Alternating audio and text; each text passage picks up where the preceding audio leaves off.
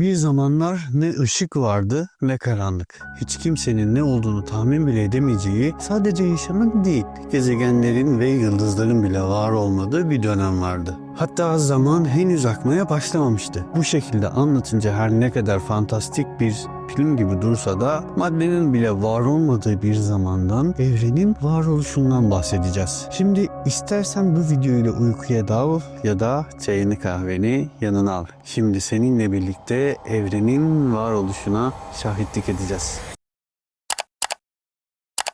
Her şeyin başladığı o ana gidiyoruz. Bilim insanları buna tekillik diyor. Aslında bu kelime kulağa biraz teknik gelebilir ama gelin biz buna her şeyin sıkıştığı o imkansız nokta diyelim. Bugün gördüğün o devasa galaksiler, milyarlarca ışık yılı uzaklıktaki yıldızlar ve hatta şu an üzerine bastığın toprak, hepsi bir toplu iğne ucundan bile trilyonlarca kez küçük olan o noktanın içine hapsolmuştu. Orada ne bir atomun titreşimi vardı ne de ışığın gidebileceği bir yol. Evren patlamaya hazır bir sessizlikten ibaretti. Ve sonra o büyük an geldi. Bugüne kadar büyük patlama diye bildiğimiz şey yaşandı. Ancak sandığımızın aksine bu gerçek bir patlama değildi. Bu bir genişlemeydi. Sanki biri o imkansız küçüklükteki noktayı bir anda üfleyip şişirmeye başlamış gibi. Saniyenin o kadar küçük bir parçasında gerçekleşti ki bu, göz kırpma süremizden 10 milyarlarca kez daha kısa sürdü. İşte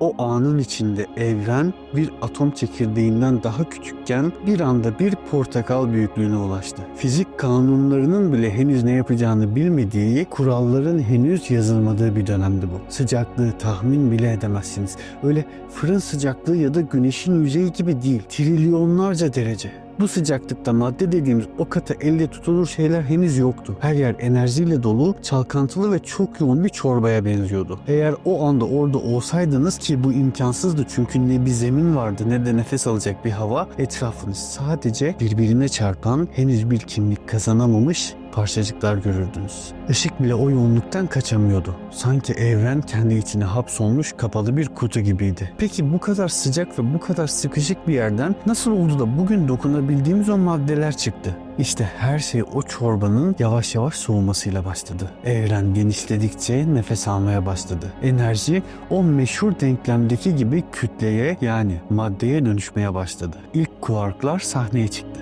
Henüz ne hidrojen vardı ne de helyum. Sadece o kaotik denizde savrulan en temel tuğlalar. Ama bu tuğlalar çok yakında bizim dünyamızı inşa edeceklerdi. O anları düşündükçe insan kendini sormadan edemiyor. Bu kadar karmaşanın içinden nasıl oldu da bu kadar kusursuz bir düzen doğdu? Belki de her şey o ilk saniyedeki o küçük genişlemede gizliydi.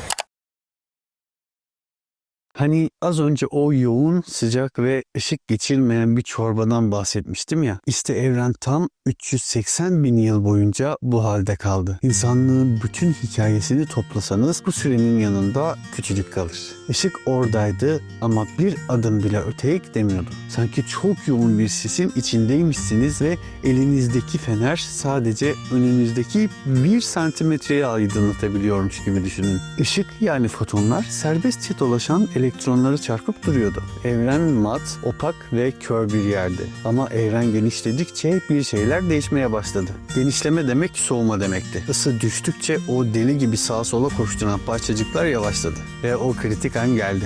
Elektronlar protonların etrafına dizilip ilk atomları, hidrojeni oluşturunca ışığın önündeki o devasa barikat bir anda kalktı. Işık tarihin en büyük hapis hayatından kurtulmuştu. İşte bu evrenin şeffaf olduğu ilk andı.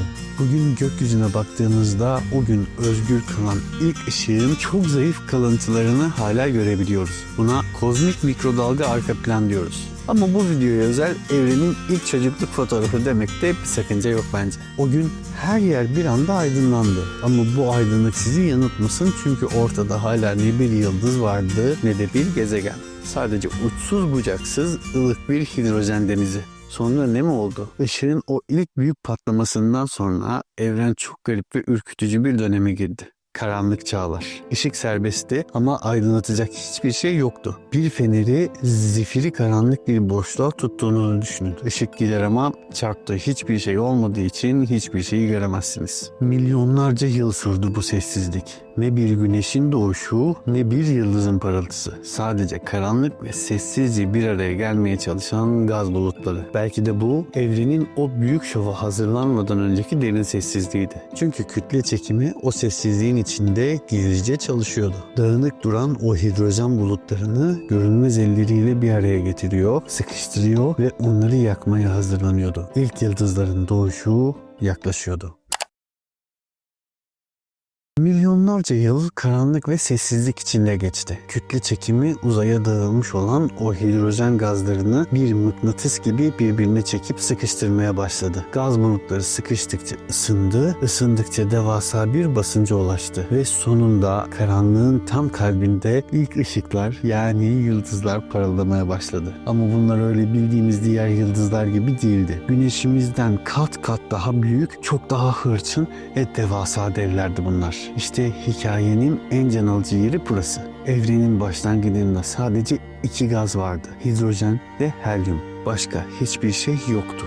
Ne altın, ne demir, ne kalsiyum, ne de bugün soluduğumuz oksijen. Eğer evren o haliyle kalsaydı bugün ne bir dünya olurdu ne de bu videoyu izleyecek bir insan, elbette videoyu çekecek olan ben de olmazdım. İşte bu noktada o dev yıldızlar devreye girdi. Onlar aslında evrenin kozmik mutfaklarıydı. O devasa yıldızların çekirdeklerinde öyle bir sıcaklık ve basınç vardı ki hidrojen atomları birbirine çarpıp birleşerek yeni elementler oluşturmaya başladı. Karbon, oksijen, silisyum. Hepsi o dev fırınlarda pişirildi. Ama bir problem vardı. Bu elementler yıldızın içine hapsolmuştu. Bizim onlara ulaşmamız, onların dışarı çıkması gerekiyordu. Ve o muazzam an geldi. Bu hırçın dev yıldızlar yakıtlarını bitirdiklerinde adına süpernova dediğimiz o akıl almaz patlamalarla kendilerini yok ettiler. Kendi ölümleriyle evrene hayat verdiler. Patladıklarında, çekirdeklerinde pişirdikleri o kıymetli madenleri, demiri, kalsiyumu, magnezyumu her yere saçtılar. Şimdi dur ve bir saniye düşün. Şu an damarlarında akan kandaki demir, kemiklerindeki